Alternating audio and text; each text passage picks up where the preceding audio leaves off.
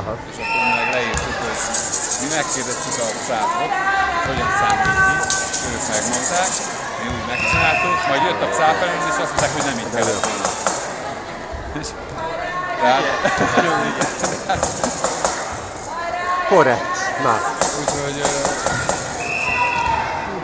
Szóval egy ilyen hullámban vagyunk, a Selmeci Gabriel, bármikor nyilatkozik, akkor mindig minden harmadikba az Axában milyen prémiumokat vezettek ki, meg mit tudom én, ami megint nem igaz, de hát most...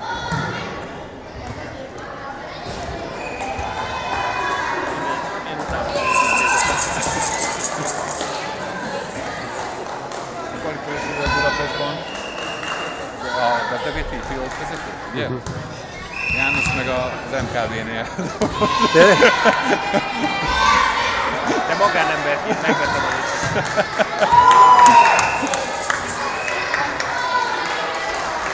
És hol fiók vezető? Gazdag népen.